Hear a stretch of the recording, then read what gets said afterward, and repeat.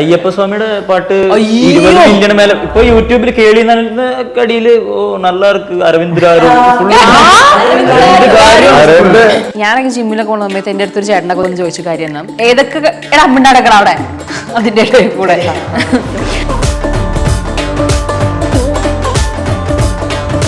സാക്ഷാൽ കേസ്റ്റിക്ക് ടെൻഷൻ ഉണ്ട്. അപ്പൊ നമുക്ക് എന്തായാലും ഇത്രയും ഇപ്പൊ ചേച്ചി പറഞ്ഞ ഈ കോമ്പറ്റീഷനിലുള്ള ആ വൈബിൽ നിന്ന് പാടുമ്പോൾ എന്തായാലും ഒബ്വിയസ്ലി നല്ല പ്രഷറും നല്ല ടെൻഷനും ഉണ്ടാവും. ശരിക്കും നിങ്ങൾ നമ്മളിപ്പോ കോമ്പറ്റീഷൻ ഇല്ലേ? ഇപ്പം ഗോകുല് പാടുന്ന പോലെയല്ല ശ്രീരാഗ് പാടുന്നത്, ശ്രീരാഗ് പാടുന്ന പോലെയല്ല ഞാൻ പാടുന്നത്, ഞാൻ പാടുന്ന പോലെയല്ല അരവിന്ദ് പാടുന്നത്. സോ എല്ലാവരും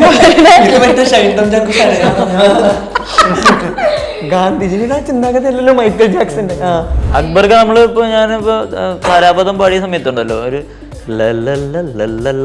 വാ എന്നൊരു സാധനം ഇട്ടു. പിന്നെ അടുത്ത പാടാൻ നമുക്ക് ഭയങ്കര സാധനമാണ്. യെസ്, സാധനം കിട്ടിയിട്ടുണ്ട്. ഇനി അതിന്റെ മുകളിൽ നമുക്ക് എന്റെ പാട്ട് കഴിഞ്ഞ് അവരുടെ പാട്ടാണ് നല്ലത്, എന്റെ അത്ര പോരാ അല്ലേ, അങ്ങനത്തെ ഒരു സംഭവം, അങ്ങനത്തെ ഒരു കമ്പാരിസൺ. പക്ഷെ അത് ഒരു നമുക്കത് കേൾക്കുമ്പോൾ പേഴ്സണലി ഒരിക്കലും ഓഡിയൻസിന് കുറ്റം പറയുന്നതല്ല.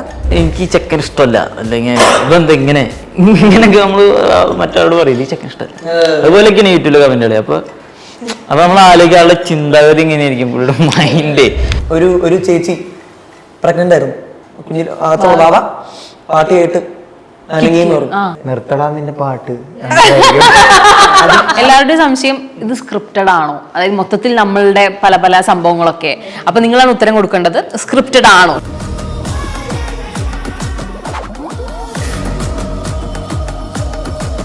ഒരു ഭൂരിഭാഗം മനുഷ്യന്മാരുടെ അടുത്ത് ചോദിക്കുകയാണ് നിങ്ങൾക്ക് എന്ത് കഴിവാണ് വേണ്ടതെന്ന് വെച്ച് കഴിഞ്ഞിട്ടുണ്ടെങ്കിൽ എല്ലാവരും പറയുന്ന ഒരു ആഗ്രഹമാണ് അല്ലെങ്കിൽ ഒരു സംഭവമാണ് പാട്ട് പാടാനുള്ള കഴിവ് ഉണ്ടായിരുന്നെങ്കിൽ എന്ന് എല്ലാവരും പറയാറുണ്ട്. അതുപോലെ തന്നെ എന്താണ് ഗോകുലേ, ഞാൻ പറഞ്ഞിട്ട് ഞാൻ പൂർത്തിയാക്കട്ടെ. അതുപോലെ തന്നെ എന്താ പറയാ, ഏതൊക്കെ അമ്മണ്ടാടക്കണം അവിടെ അതിൻ്റെ കൂടെ. അതേപോലെ തന്നെയാണ് നമ്മളിപ്പം എന്താ പല പല കഴിവുകളുണ്ട് എല്ലാവർക്കും. പക്ഷെ ഏറ്റവും കൂടുതൽ ലക്കി എന്ന് പറയുന്നതും അല്ലെങ്കിൽ ദൈവം അനുഗ്രഹിച്ചു തന്നിട്ടുള്ള ഒരു കഴിവ് എന്ന് പറയുന്നതും പാട്ട് എന്നാണ് എല്ലാവരും പൊതുവെ പറയാറുള്ളത്. അപ്പം അങ്ങനെയുള്ള അനുഗ്രഹീതരായിട്ടുള്ള 4 കലാകാരന്മാരാണ് ഇതിൻ്റെ കൂടെ ഉള്ളത്. നമ്മുടെ സ്റ്റാർ സിംഗർ സീസൺ 9 ടോപ്പ് 10 എത്തി നിൽക്കുന്ന 4 കുട്ടികൾ. എവിടുന്നാണ് ഞാൻ തുടങ്ങേണ്ടതെന്ന് അറിഞ്ഞൂടാ, ക്യാമറ എല്ലാവരുടെ മുഖം കാണിക്കുന്നുണ്ട്. നിങ്ങൾ 4 പേർക്കും നമസ്കാരം and welcome to the show. എങ്ങനെയുണ്ടായിരുന്നു ഇൻട്രോ? കുഴപ്പമില്ലല്ലോ. ശ്രീരാഗേ, എന്താ ഞാൻ പറഞ്ഞത് തുടക്കത്തില്? എന്താ പറഞ്ഞത് തുടക്കത്തില്? നമസ്കാരം. അതല്ല ഞാൻ പറഞ്ഞത്. എന്താ നേരത്തെ ഞാൻ പറഞ്ഞത്? മസിൽ വിട്ട് ഇരിക്കടാ. നമ്മുടെ അരവിന്ദ് നന്ദി കൂളായിട്ടിരിക്കുന്നുണ്ട്. ഗൂഗിളാണെങ്കിൽ എന്നത്തെയും പോലെ സെറ്റ് അല്ലേ? പിന്നെ ലൈഫിൽ ഇപ്പൊ എന്തൊക്കെയാണ് വിശേഷങ്ങൾ? എന്തൊക്കെയാണ് ലൈഫിൽ? എന്താ ഇപ്പൊ സ്റ്റാർ സിംഗർ തന്നെ. ഇപ്പൊ ഞാൻ എന്റെ കാര്യം പറയുകയാണെങ്കിൽ ഞാൻ ഇതിനു മുമ്പും റിയാലിറ്റി ഷോസിൽ പോയിട്ടുണ്ട്. അപ്പൊ അവിടെ ഒന്നും കിട്ടാത്തൊരു കൈൻഡ് ഓഫ് എക്സ്പോഷറാണ് എനിക്ക് സ്റ്റാർ സിംഗറിൽ നിന്ന് കിട്ടുന്നത്. ഇപ്പൊ മുമ്പത്തെ റിയാലിറ്റി ഷോ വെച്ച് പുറത്തിറങ്ങി അത്ര ആൾക്കാർ അത്ര പരിചയം കാണിക്കില്ല. പക്ഷെ ഇതങ്ങനെയല്ല. ഇതിപ്പോ ഞങ്ങള് ഇപ്പോ പുറത്തേക്ക് ഇറങ്ങി കഴിഞ്ഞാൽ മാസ്ക് ഇട്ടാ വരെ ആൾക്കാർ ഞങ്ങളെ ഐഡന്റിഫൈ ചെയ്യുന്ന രീതിയിലാണ് എത്തിയിരിക്കുന്നത്. ഇനി നന്ദകുട്ടിയുടെ വിശേഷം എന്താണ്? ഞാൻ സത്യം പറഞ്ഞാൽ എന്നെ ആരും അധികം എന്നെ ആക്സെപ്റ്റ് ചെയ്യില്ല, അല്ലെങ്കിൽ എന്നെ അധികം ആർക്കും ഇഷ്ടാവില്ല എന്നുള്ളൊരു ഇതിലാണ് ഞാൻ കയറി വന്നേ. ഞാൻ വിചാരിച്ചു അങ്ങനെ തോന്നാൻ കാരണം എന്താ? അല്ല, എനിക്ക് അങ്ങനെ തോന്നാറുണ്ട്, അങ്ങനെ പറയാൻ പാടില്ല. പക്ഷെ എനിക്ക് തോന്നിയിട്ടുള്ള കാര്യമാണ്, എന്നെ ആൾക്കാർ പൊതുവെ എന്നെ ഇഷ്ടപ്പെടാൻ ചാൻസ് ഇല്ല എന്നാണ് എനിക്ക് തോന്നിയിട്ടുള്ളത്. പക്ഷെ ഞാൻ ആക്ച്വലി ഇവിടെ വന്നിട്ട് ചില കമന്റ്സ് ഒക്കെ, വീഡിയോസിന്റെ അടിയിൽ കമന്റ്സ് ഒക്കെ കാണുമ്പോൾ ഭയങ്കര സന്തോഷം. ഇത്രയും ആൾക്കാരെ ആക്സെപ്റ്റ് ചെയ്യുന്നുണ്ടല്ലോ. And thanks to music and thanks to Star Singer. ഒരു വലിയൊരു എന്താ പറയുക, അങ്ങനെയുള്ളൊരു സെൽഫ് ഡൗട്ട് ഭയങ്കരമായിട്ട് മാറി. ശ്രീ എല്ലാവരും തിരിച്ചറിയുന്നുണ്ട്. ഭയങ്കര രസമുള്ള പരിപാടിയാണ്. പുറത്തു പോകുമ്പോൾ നമ്മൾ തിരിച്ചറിയുക. ആദ്യത്തെ റിയാലിറ്റി ഷോ അല്ലേ ഇത്? ആദ്യമായിട്ടാണ്. അതിനൊക്കെ അപ്പുറത്ത് കുറെ ഭാഗ്യങ്ങൾ ആണ് ഈ ഷോയിൽ വന്നത്. ഇത് ആദ്യമായിട്ട് ചിത്ര ചേച്ചിയുടെ മുന്നിൽ പാടുക. ഇപ്പൊ എൻ്റെ വീട്ടിലൊരു 5 ഫോട്ടോ ഉണ്ട്. അത് നമ്മൾ പാട്ട് കേൾക്കുമ്പോൾ ചില പാട്ട് കേട്ടിട്ടെ നമ്മൾ എന്ത് ചെയ്യും എന്നറിയാണ്ട് ഉള്ളൊരു അവസ്ഥ ഉണ്ടല്ലോ.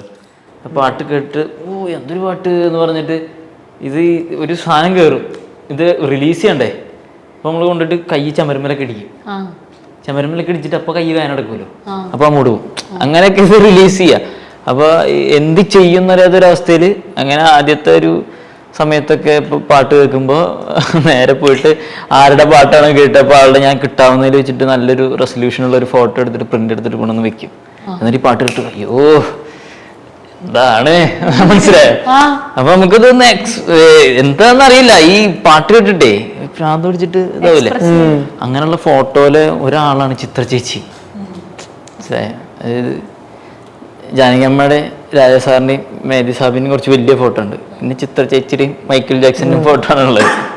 അപ്പൊ അതില് അങ്ങനെ ഒരു ഫോട്ടോയിലുള്ള ഒരാള് ഇപ്പൊ നമ്മൾ വരുന്നു, നമ്മൾ ആ ആളുടെ മുന്നിൽ പാടാൻ പറ്റുന്നു, അതിലെ നല്ലതിനെ നമുക്ക് അപ്രിഷ്യേറ്റ് ചെയ്യുന്നു, നമ്മുടെ പേര് വിളിക്കുന്നു, അതിലെ തെറ്റ് പറഞ്ഞു തരിക എന്നൊക്കെ പറയുന്നത് ആലോചിച്ച് നോക്കൂ. അപ്പൊ ഞാൻ ആ കേട്ട് ഫോട്ടോ എടുത്തുകൊണ്ടുവന്ന് വെച്ചതിൽ നിന്നും ആളുടെ മുന്നിലെത്തി എനിക്ക് പാടാൻ പറ്റി എന്നുള്ളതാണ് വലിയ കാര്യം. പിന്നെ എല്ലാവരും കൂടെ ആദ്യം സെലക്ട് ആയ 16 പേരും ബെസ്റ്റ് സിംഗേഴ്സാണ്. അപ്പൊ എനിക്ക് ഇതിലൂടെ കിട്ടിയെന്ന് പറഞ്ഞു കഴിഞ്ഞാൽ എന്താ പറയാ, ഞാനിത് വെറുതെ തമാശക്ക് പറയുന്നതല്ല, അങ്ങനെ ബെസ്റ്റ് സിംഗേഴ്സാണ്.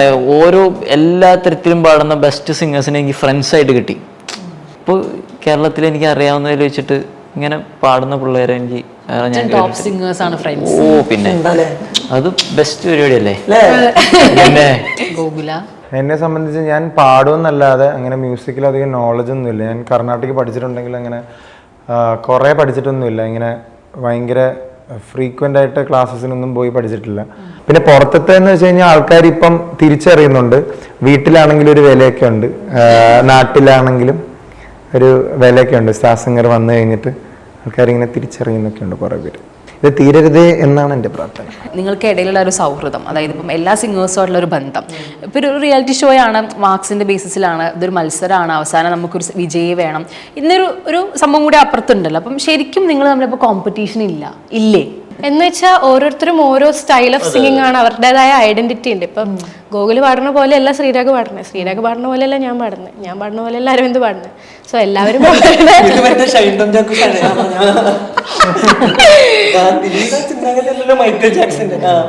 എല്ലാവരും അവരുടെ ബെസ്റ്റ് കൊടുക്കുക എന്നുള്ളതല്ലേ. നമുക്ക് ഓരോരുത്തരിൽ നിന്ന് പഠിക്കാൻ കുറെ ഉണ്ട്. ഇപ്പം അല്ല, നമുക്കിപ്പോ ഇവൾക്ക് കോമ്പറ്റീഷൻ മൈൻഡിലുണ്ടോന്ന് എനിക്കറിയില്ല. അല്ല, എനിക്ക് വേറൊരു കാര്യമുണ്ട്. അതായത് സ്റ്റേജിൽ പോകുമ്പോൾ ഞാൻ എന്റെ ബെസ്റ്റ് കൊടുത്തിട്ട് തിരിച്ചു വരാന്നുള്ളൊരു സാധനമുണ്ട്. അതെനിക്ക് തോന്നുന്നു എല്ലാവർക്കും ആ ഒരു സാധനമുണ്ട്. അല്ലാണ്ട് ഇവനെക്കാളും നന്നായിട്ട് എനിക്ക് പാടണം അതൊരിക്കലും പറ്റില്ല. ബിക്കോസ് ഇവന്റെ രീതിയിലാണ് പാടുന്നത്. എനിക്ക് ഇവളൊക്കെ നന്നായി പാടണം എന്ന് വരെ ചിന്തിക്കാം, പക്ഷെ അവളുടെ പാടണം എന്ന് ചിന്തിക്കുന്നതല്ലേ പ്രശ്നം. അങ്ങനെ ശരിക്കും പറഞ്ഞാൽ ഞാൻ ശരിക്കും പറയാണ്, അങ്ങനത്തെ പിള്ളേര് ഇല്ല. സാധാരണ ഒരു കൂട്ടാവുമ്പോ അങ്ങനെ ഉണ്ടാവുമല്ലോ. ഇവിടെ എല്ലാവരും ഭയങ്കര നല്ലവരാണ്, അതാണ് ഒരു കാര്യം. അതെ, ഇനി ഉള്ളിൽ എന്തെങ്കിലും ഉണ്ടോ എന്ന് അറിയില്ല, പക്ഷെ നമുക്ക് ഇവിടെ ഉണ്ടല്ല. അതുകൊണ്ട് പുറമെ കാണാത്തടത്തോളം നമ്മള് ഉള്ളിലുണ്ടോ നോക്കിയിരിക്കേണ്ട കാര്യമില്ല. അത് നമുക്ക് റോങ് വൈബ്സ് ഇല്ല നിങ്ങൾക്ക്. ഭയങ്കര നല്ല ഒരു ടീമാണ്. പിന്നെ അതേപോലെ തന്നെ ഞാൻ എപ്പോഴും ചിന്തിക്കാറുണ്ട്, ഇപ്പം പൊതുവെ ആർട്ടിസ്റ്റുകൾക്കൊക്കെ ഇപ്പം പാടാനാണെങ്കിലും പെർഫോം ചെയ്യാനാണെങ്കിലും കയറുന്നതിന് മുന്നേ ഒരു സാധനം ഉണ്ടാവും. ഇപ്പം നിങ്ങൾക്ക് പാടാൻ കയറുന്നതിന് മുന്നിലുള്ള നിങ്ങളുടെ മാനസികാവസ്ഥ എന്താ ശരിക്കും പറഞ്ഞാൽ? ഗൂഗിളിന്റെ ആ ഒരു ഗൂഗിളാണെങ്കിൽ ലൈറ്റ് ഒക്കെ കണ്ട വരി മറക്കുന്ന ഒരാളാണ്. അത് വളരെ മോശപ്പെട്ടൊരു അവസ്ഥയാണ്. സാധാരണ സ്റ്റേജ് ഷോന് പാടുമ്പോ തന്നെ ചിത്രാമിക്ക് ടെൻഷൻ ഉണ്ടെന്ന് പറയും, സാക്ഷാൽ കേസ് ചിത്രയ്ക്ക് ടെൻഷൻ ഉണ്ട്. അപ്പൊ നമുക്ക് എന്തായാലും ഇത്രയും ഇപ്പൊ ചേച്ചി പറഞ്ഞാൽ ഈ കോമ്പറ്റീഷനുള്ള ആ വൈബിൽ നിന്ന് പാടുമ്പോൾ എന്തായാലും ഒബ്വിയസ്ലി നല്ല പ്രഷറും നല്ല ടെൻഷനും ഉണ്ടാവും. എങ്ങനെ മക്കൾ നിങ്ങൾ അതിനിടെ കൂടെ ഇങ്ങനെ പാടുന്നു? നമ്മളെ സമ്മതിക്കണമല്ലേ? അല്ല, അതാണ് point. That is the point to sing എന്നത്. പക്ഷെ ഇവനധികം അങ്ങനെ പ്രഷർ എനിക്ക് തോന്നുന്നില്ല. എല്ലാവർക്കും ഉള്ള കാര്യം പാട്ട്. ഇപ്പൊ എനിക്കൊരു പാട്ട് തന്നിട്ട് എനിക്ക് ആ പാട്ട് എനിക്ക് പ്രശ്നമാണെന്നുണ്ടെങ്കിൽ എനിക്ക് പ്രശ്നമായിരിക്കും. ഇപ്പൊ എനിക്ക് അതുപോലെ അറിയാവുന്ന ഒരു പാട്ടാണ്. ആദ്യം ഇപ്പൊ എനിക്ക് എന്റെ പാട്ട് ഭയങ്കര ഇഷ്ടമാണ്, എല്ലാവർക്കും അങ്ങനെ ആയിരിക്കും. പിന്നെ അത് ഞാൻ പറഞ്ഞെടുക്കാറില്ല, പക്ഷെ ഞാൻ എന്റെ പാട്ട് ഇപ്പൊ ഞാനൊരു പാട്ട് പാടി ഫോണിൽ റെക്കോർഡ് ചെയ്ത് കഴിഞ്ഞാൽ ഞാൻ ഒരുപാട് തവണ കേൾക്കും. ഏറ്റവും കൂടുതൽ കേട്ടിട്ടുള്ളത് ഞാനായിരിക്കും. സ്റ്റാർ സിംഗറിൽ നല്ലൊരു പെർഫോമൻസ് വന്നിട്ട് ആ പാട്ട് എനിക്ക് ഇഷ്ടപ്പെട്ട് കഴിഞ്ഞാൽ ഞാൻ ഇങ്ങനെ ഇരുന്ന് കേൾക്കും എന്റെ പാട്ട്. ചിലപ്പോൾ അത് മാത്രമൊക്കെ ഞാൻ റിപ്പീറ്റ് ചെയ്ത് ഇങ്ങനെ കേട്ടോണ്ടിരിക്കും. എനിക്ക് എന്റെ പാട്ട് ഭയങ്കര ഇഷ്ടമാണ്. അപ്പൊ എനിക്ക് അതുപോലെ എനിക്ക് പാടാൻ ഇഷ്ടമുള്ളൊരു പാട്ട് കിട്ടിക്കഴിഞ്ഞാൽ, അല്ലെങ്കിൽ ഈ പാട്ട് എനിക്ക് അറിയാവുന്നതാണ്, ഇനി ഇതെനിക്ക് ഭയങ്കര രസമായിട്ട് പാടിയാൽ മതി. അപ്പോൾ അവിടെ വേറൊരു സാധനം വെക്കാവുക, എനിക്കിത് പാടി കേൾപ്പിക്കണം, എൻ്റെ ആ നല്ല സാധനം അവിടെ കേൾപ്പിക്കണം. ഞാൻ എന്നിൽ നല്ലെന്ന് ഉദ്ദേശിച്ച സാധനം തന്നെ അവിടെ കിട്ടുന്നുണ്ടോ, അല്ലെങ്കിൽ ഞാൻ പറഞ്ഞ അതേ കമന്റ് തന്നെ അവർ പറയുമ്പോൾ യെസ് ആ സാധനം കിട്ടി, എനിക്ക് എന്നിൽ ഇഷ്ടമുള്ള സാധനം തന്നെ അവിടെ കണക്ട് ആയി, അവിടെ ഇഷ്ടപ്പെട്ടു എന്നുള്ളൊരു സാധനം അറിയില്ല. അപ്പൊ അതുപോലെ നമുക്ക് ഇഷ്ടമുള്ള ഒരു പാട്ടാണെങ്കിൽ ഭയങ്കര ഇതായിരിക്കും എന്താ ഇത് എനിക്ക് പാടി ഫലിപ്പിക്കണം എന്നുള്ളൊരു എക്സൈറ്റ്മെന്റോടൊക്കെ കൂടിയിട്ടായിരിക്കും. പിന്നെ ബാധിക്കുന്ന അവിടുത്തെ ഇപ്പൊ ശ്വാസം വലിക്കുമ്പോ ആ തണുപ്പ് കയറിയിട്ടൊക്കെ തൊണ്ട പറ്റാം, ചിലപ്പോ പറ്റാതിരിക്കാം. ഗൂഗിളിന് എന്താ അവസ്ഥ? അത് ഈ പറഞ്ഞ പോലെ തന്നെയാണ്. അതായത് നമ്മൾ നന്നായിട്ട് പഠിച്ച പാട്ടും ഇഷ്ടപ്പെട്ട പാട്ടൊക്കെ ആണെങ്കിൽ അടിപൊളിയാണ്. കാരണം അത് തുടങ്ങുമ്പോ തന്നെ ഒരു ഫീഡ്ബാക്ക് കിട്ടുമല്ലോ, ഫേഷ്യൽ ഫീഡ്ബാക്ക്. അത് നല്ലതാണെങ്കിൽ പിന്നെ പിന്നെ അങ്ങോട്ട് നമുക്ക് പാടാൻ ഭയങ്കര എടുത്തു പറയേണ്ട അക്ബർക്ക. അക്ബർക്ക നമ്മള് ഇപ്പൊ ഞാനിപ്പോ പരാപദം പാടിയ സമയത്തുണ്ടല്ലോ ഒരു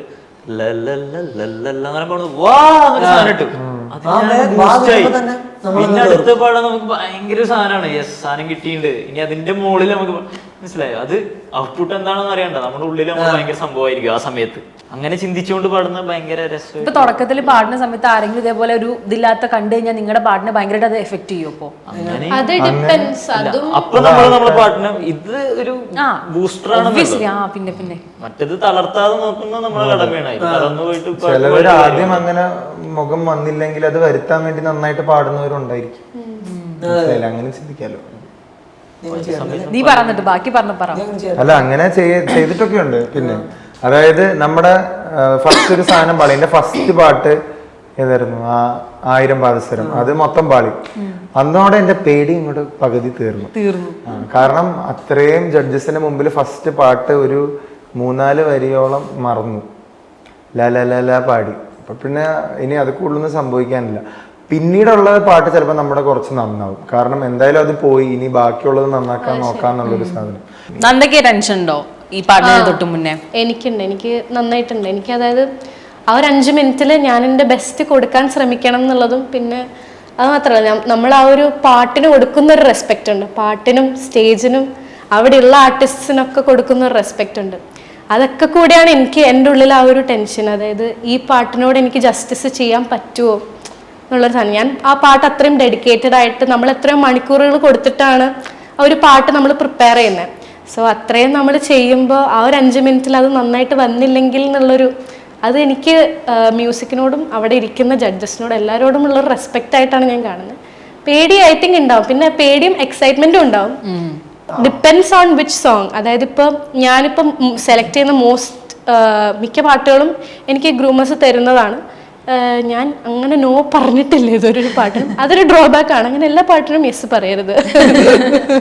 പക്ഷെ അത് ഭയങ്കര ഒരു നല്ല കാര്യമായിട്ട് എപ്പോഴും പറഞ്ഞു കേൾക്കാറുണ്ട്. നന്ദ ഏത് പാട്ട് കൊടുത്താലും അവള് റെഡിയാണ്, ട്രൈ ചെയ്യാൻ റെഡി ആണെന്നുള്ള ഒരു സംഭവം ഉണ്ടല്ലോ, എപ്പോഴും ഞാൻ കേൾക്കാറുണ്ട്. അത് എനിക്ക് പഠിക്കാൻ ഇഷ്ടമാണ്. എനിക്ക് പഠിക്കാൻ ഭയങ്കര ഇഷ്ടമായതുകൊണ്ട്. ഇപ്പം നമ്മളിപ്പോൾ സോഷ്യൽ മീഡിയയിലൊക്കെ എടുത്ത് നോക്കുന്ന സമയത്ത് ഏറ്റവും കൂടുതൽ ഞാൻ കണ്ടിട്ടുള്ളത് കമ്പാരിസൺസ് ആണ്. ഓക്കെ, അതായത് ഇപ്പോൾ റൈറ്റ് നോ ഒരുപാട് റിയാലിറ്റി ഷോസ് നടക്കുന്നുണ്ട്, പല ചാനൽസിൽ നടക്കുന്നുണ്ട്. അപ്പൊ പിന്നെ മുന്നത്തെ പല സംഭവങ്ങളും എല്ലാം കൂടി എടുത്തിട്ട് തുടക്കം ഇപ്പൊ ഇത് കുറച്ച് കുറഞ്ഞുണ്ട് തോന്നുന്നു. പക്ഷെ കുറച്ച് മുന്നേ ആ ഒരു സമയത്ത് ഭയങ്കരമായിട്ട് കമ്പാരിസൺസ് കേൾക്കുമായിരുന്നു. എന്ന് പറഞ്ഞാൽ നിങ്ങളുടെ പാട്ട്, നിങ്ങളെ പറ്റി, നിങ്ങൾ എടുത്തതിന്, അങ്ങനെ പറഞ്ഞത്. അപ്പൊ നിങ്ങളുടെ ആ ഒരു എന്താ പറയാ, അത് കാണുമ്പോ എന്താ നിങ്ങൾക്ക് തോന്നാറുള്ളത്? അരവിന്ദ് പറയും. ആണല്ലേ? എന്തിനെ പറ്റിയ കേട്ടാ കൂടുതല്? അതെ, ആരാന്നൊന്നുമല്ല പറയണ്ട. ഇൻസിഡന്റ് എന്തായിരുന്നു? എനിക്ക് ഈ മറ്റേ എന്റെ ആദ്യത്തെ 2-3 പാട്ടുകൾ, മറ്റു റിയാലിറ്റി ഷോസിൽ വേറെ കുട്ടികൾ പാടിയുണ്ട്. അവർക്ക് ഓഡിയൻസിന് ഒരുപക്ഷെ അത് ആ പെർഫോമൻസ് കണ്ട് അവരുടെ മനസ്സിൽ കയറിയ പെർഫോമൻസ് ആയിരിക്കും. അപ്പൊ എന്റെ പാട്ട് കഴിഞ്ഞ് അവരുടെ പാട്ടാണ് നല്ലത്, എന്റെ അത്ര പോരാ, അല്ലേ? അങ്ങനത്തെ ഒരു സംഭവം, അങ്ങനത്തെ ഒരു കമ്പാരിസൺ. പക്ഷെ അത് ഒരു നമുക്കത് കേൾക്കുമ്പോൾ പേഴ്സണലി ഒരു അത്ര സുഖാവില്ലല്ലോ. കാരണം നമ്മളും നമ്മളെ പാടുന്നു വിചാരിച്ചാണല്ലോ പാടുന്നത്, ആൾക്കാർക്ക് ഇഷ്ടപ്പെടണം. അപ്പൊ നമ്മളെ മാത്രം കേൾക്കാണ്ട് അവരുടെ വെച്ച് കമ്പയർ ചെയ്ത് ഒരു സാധനം വരുമ്പോ വിഷമം, ടേൺ ഓഫ് ആവൂല്ലേ നമുക്ക് പെട്ടെന്ന്? കുറച്ച് വേണമെങ്കിൽ ആവും. നിങ്ങൾക്ക് അങ്ങനെ കമ്പാരിസൺസ് കിട്ടിയിട്ടുണ്ടോ ശ്രീരാഗിനോ ഗോകുലിനോ എന്തൊക്കെയൊക്കെ? എനിക്ക് 1-2 എണ്ണം. അമലിന് അതായത് നമ്മൾ ആസ് ആർട്ടിസ്റ്റ് നമ്മുടെ ഏറ്റവും വലിയ പവർ എന്ന് പറയുന്നത് ഓഡിയൻസ് ആണ്. സോ ഓഡിയൻസ് അത് എന്ന് വെച്ചാൽ അവരുടെ, ശരിയാണ്, അവരുടെ ഇഷ്ടമാണ്, അവരാരെ സപ്പോർട്ട് ചെയ്യണം എന്നുള്ളത്. പക്ഷെ എന്നാലും അതായത് ഇപ്പുറത്ത് ഓപ്പോസിറ്റ് സൈഡിൽ ഇരിക്കുന്ന ഒരു ആർട്ടിസ്റ്റ് അത്രയും എഫേർട്ട് ഇട്ടിട്ടാണ് അങ്ങനെ ഒരു സാധനം ചെയ്യുന്നത്. സോ കുറച്ചെങ്കിലും സോഫ്റ്റ് ആയിട്ട് പറഞ്ഞാൽ നല്ലതായിരുന്നു. നല്ല രീതിക്ക് പറയാം, ശരിയാണ്. പക്ഷെ എന്നാലും അങ്ങനെയല്ല, നമ്മള് ചിലപ്പോഴേ ഇപ്പൊ എനിക്കൊരു പാട്ട് ഇഷ്ടപ്പെട്ട് ഞാൻ കേൾക്കാണ്ടിരിക്കുക എന്നുള്ളതാണല്ലോ. അല്ലെങ്കിൽ നമുക്ക് പറയാം. ഇപ്പോൾ വർഷ ചിലപ്പോൾ ഗൂഗിള് പാട്ട് പാടി, ഗൂഗിള് പാട്ട് പാടിയാൽ എനിക്ക് ഇങ്ങനെ പറയാം, അതായത് ഗൂഗിൾ ഇത്തവണ പാടിയത് എനിക്ക് ഇഷ്ടപ്പെട്ടില്ല, അങ്ങനെയും പറയാം. മാക്സിമം എന്നല്ല, ഓരോരുത്തർ ഇഷ്ടം. എന്നാലും ഒരു ഇതുണ്ടല്ലോ, നമ്മൾ എല്ലാവരും ഉള്ള ഒരു സൊസൈറ്റിയിൽ ജീവിക്കുന്നതല്ലേ. അപ്പോൾ ഗൂഗിൾ പാടിയത് എനിക്ക് ഇഷ്ടപ്പെട്ടില്ല, ഗൂഗിൾ ഇപ്രാവശ്യം പാടിയതിൽ ഇത് ശരിയായില്ല, അങ്ങനെ പറയാലോ. ഇത് നേരെ ഇങ്ങനെയാണ്, ഈ ചെക്കൻ എനിക്ക് ഇഷ്ടമല്ല, മനസ്സിലായോ? അപ്പൊ ഞാൻ ആലോചിക്കണതല്ല, എനിക്ക് ഈ ചെക്കൻ ഇഷ്ടമല്ല, അല്ലെങ്കിൽ ഇതെന്താ ഇങ്ങനെയൊക്കെ നമ്മള് മറ്റവരോട് പറയില്ല, ഈ ചെക്കൻ ഇഷ്ടമല്ല. അതുപോലെയൊക്കെയാണ് യൂട്യൂബിൽ കമന്റ് കളി. അപ്പൊ നമ്മൾ ആലോചിക്കാനുള്ള ചിന്താഗതി ഇങ്ങനെയായിരിക്കും പുള്ളിയുടെ മൈൻഡ്. അപ്പൊ എല്ലാവരും അവരുടെ ഇഷ്ടാനിഷ്ടങ്ങൾക്കും സാഹചര്യത്തിനൊക്കെ അനുസരിച്ചാണ് ഇഷ്ടപ്പെടുന്നത്, ഇഷ്ടപ്പെടാതിരിക്കുന്നതൊക്കെ. അത് മനസ്സിലാക്കിയാൽ മതി. നമ്മള് നമ്മളൊരു ഐഡന്റിറ്റി വേണമെന്ന് വിചാരിച്ചാണ് ഓരോ പാട്ടും പാടുന്നത്. അപ്പൊ ആ പാട്ടിനെ വേറൊരാളെ വെച്ച് കമ്പയർ ചെയ്യുമ്പോൾ നമുക്ക് എന്തായാലും തീർച്ചയായിട്ടും ഒരു ഇഷ്ടം. ഗൂഗിൾ എന്താ പറയാൻ വന്നതെന്നോ, നിനക്കൊന്ന് കമന്റ് എന്തായിരുന്നു? എനിക്ക് ഏതോ ഒരു പാട്ടിലെ ഞാൻ പാടിയ ലിറിക്സ് ഒക്കെ അങ്ങോട്ടും ഇങ്ങോട്ടും മാറിപ്പോയി. അപ്പൊ അതിന്റെ ഒരു കമന്റ്, ഗൂഗിൾ പാടിയത് ആ ലിറിക്സ്, ശരിക്കും പാടേണ്ടത് ശരിക്കുള്ള ലിറിക്സ്, അങ്ങനെയൊക്കെ പറഞ്ഞ കമന്റ്. അതെ, അല്ല എന്നെ സംബന്ധിച്ചോളം ഇപ്പൊ ഞാൻ ഒരു പാട്ട് പാടി, അതിന്റെ ഔട്ട് കേൾക്കുമ്പോൾ എനിക്ക് തന്നെ മനസ്സിലാവുക നല്ലതാണോ ചീത്തയാണോ എന്ന്. അപ്പൊ പിന്നെ ചീത്തയാണെങ്കിൽ എനിക്കത് മനസ്സിലാവും. നല്ല പാട്ട്, എനിക്ക് ഇഷ്ടപ്പെട്ട പാട്ടാണെങ്കിൽ അതിൽ നെഗറ്റീവ് കമന്റ് വന്നു കഴിഞ്ഞാൽ എന്നെ അത് ബാധിക്കുന്നില്ല, കാരണം എനിക്കത് ഇഷ്ടപ്പെട്ടു. പിന്നെ ഇനി എത്ര കമ്പയർ ചെയ്താലും കാര്യമില്ല. പക്ഷെ ചില പാട്ടുകൾ എനിക്ക് ഇഷ്ടപ്പെടാതെ കമന്റിൽ നല്ലത് എന്ന് പറയുമ്പോൾ എനിക്ക് അതങ്ങോട്ട് അക്സെപ്റ്റ് ചെയ്യാൻ പറ്റില്ല. പിന്നീട് എനിക്ക് തന്നെ മനസ്സിലാവും അതെന്താ ഇമ്പ്രൂവ് ചെയ്യേണ്ടതെന്നുള്ളത്. ഇപ്പൊ നിങ്ങൾക്ക് കിട്ടിയതിൽ കമന്റ്സിൽ മറക്കാൻ പറ്റാത്തൊരു കമന്റ് നല്ലതായിരിക്കാം, ചിലപ്പോൾ പറഞ്ഞ പോലെ മോശമായിരിക്കാം. ഇത് പറയുമ്പോൾ ഫസ്റ്റ് മനസ്സിൽ വരുന്ന എന്തെങ്കിലും കമന്റ്സ് ഉണ്ടോ, അല്ലെങ്കിൽ എന്തെങ്കിലും ഒരു ഇൻസിഡൻസ് ഉണ്ടോ? അരവിന്ദിന് ഇഷ്ടംപോലെ പറയണ. എനിക്ക് ഏറ്റവും ഓർത്തിരിക്കാൻ പറ്റുന്നതെന്ന് വെച്ചാൽ മറ്റേ സുന്ദരി സുന്ദരി എന്ന് പറയുന്ന പാട്ടിന്റെ അടിയിൽ ഒരു ചേച്ചി പ്രഗ്നന്റ് ആയിരുന്നു. അപ്പൊ ആ ചേച്ചി എട്ടാമത്തെ മാസം ഇതായിരുന്നു. അപ്പൊ ആ കുഞ്ഞിൽ ബാബ പാട്ട് കേട്ട് അനങ്ങിന്ന് പറഞ്ഞു, കിക്ക് ചെയ്തു പറഞ്ഞു. അത് നിർത്തടാ നിന്റെ പാട്ട്.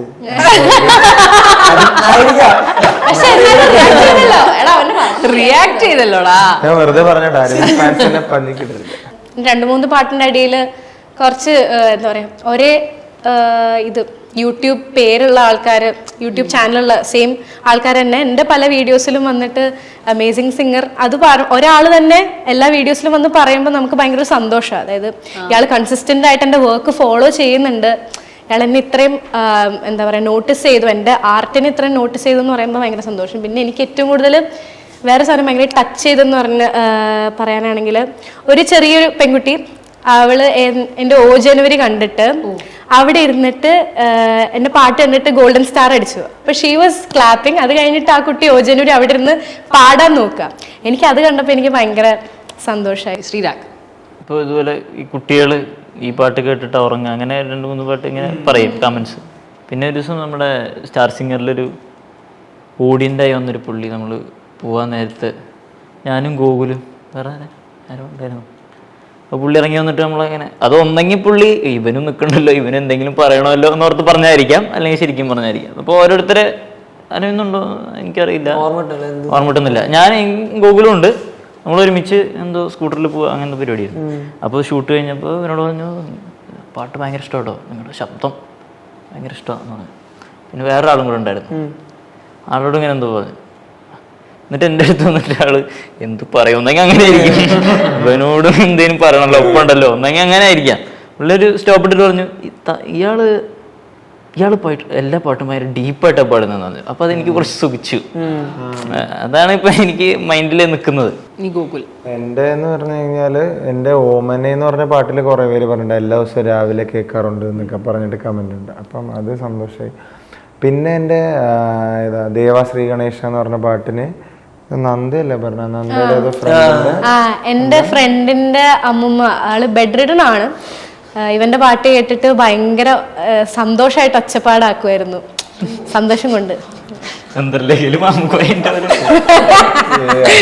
അല്ല അല്ല അവരെന്നിട്ട് പറയണം അതായത് ആ അമ്മച്ചി ചിരിച്ചിട്ട് അങ്ങനെ ചിരിച്ചു കണ്ടിട്ട് കുറെ നാളായി. അപ്പൊ ഇവന്റെ പാട്ട് ദേവശ്രീ ഗണേശ കേട്ടിട്ടായിരുന്നു അങ്ങനെ കുറെ നാൾക്ക് ശേഷം അങ്ങനെ കണ്ടേന്ന് പറഞ്ഞത് ഞാൻ എന്റെ അടുത്ത് അപ്പൊ തന്നെ ഞാൻ പറഞ്ഞായിരുന്നു.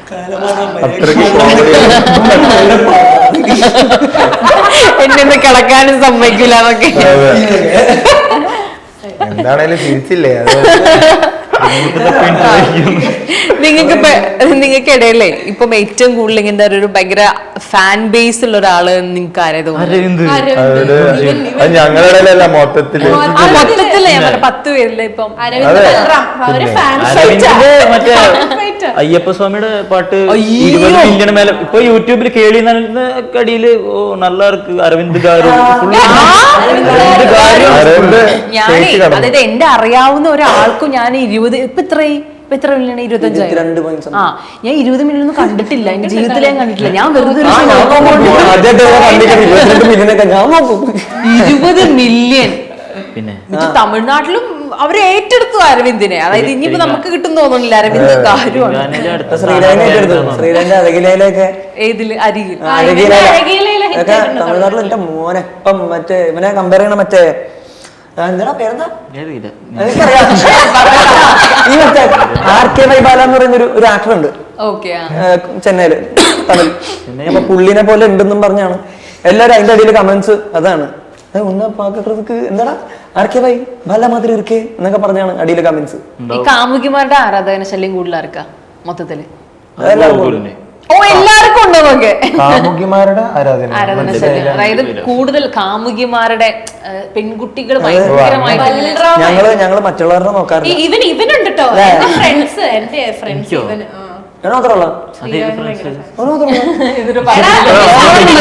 അതായത് ഇവൻ ഭയങ്കര ക്യൂട്ടാണെന്നാണ് എന്റെ ഫ്രണ്ട്സ് ഒക്കെ പറയുന്നത്. അരവിന്ദോ അല്ല ഇല്ലടാ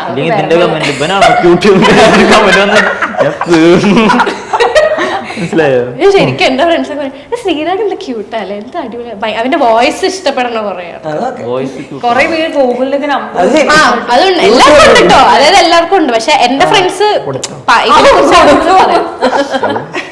അതെ. നിങ്ങളിപ്പോ എങ്ങനെയാണ് ഈ ശബ്ദമൊക്കെ? അതായത് അതായത് അസുഖം വരാണ്ട് നിങ്ങൾ എങ്ങനെ നോക്കണേ? ഇപ്പൊ ഞാൻ കഴിഞ്ഞ ദിവസം ഇതേപോലെ തന്നെ കഴിഞ്ഞ ദിവസം ഞാൻ നമ്മുടെ ഷൂട്ടിന് അരവിന്ദ് ഇരുന്ന് ചുമച്ചോണ്ടിരിക്കുക. അപ്പൊ ചുമയാണെന്ന് പറഞ്ഞു. എന്നിട്ടാണ് നീ മറ്റേ ഏതൊരു പാട്ട് 100 അടിച്ച പാട്ട് പാടാൻ കയറി. ശബ്ദത്തിന്റെ പ്രശ്നം ഉണ്ടാകുമ്പോൾ നിങ്ങളത് മെയിൻറ്റെയിൻ ചെയ്തുകൊണ്ടാണ് അതിന്റെ ഒരു സീക്രറ്റ്. എന്താ പാടാൻ പറ്റണ എങ്ങനെയാ? എനിക്ക് സംസാരിക്കാം, എനിക്ക് ചുമക്ക്. ഞാൻ പറഞ്ഞേ ചുമ കാരണം എന്തൊക്കെ അല്ല എനിക്ക് പക്ഷെ എങ്ങനെ വോയിസ് റെസ്റ്റ് എടുക്കാൻ പറ്റും? നിങ്ങൾക്ക് പ്രാക്ടീസ് ചെയ്യണ്ടേ? അല്ല പാടിക്കണ്ട്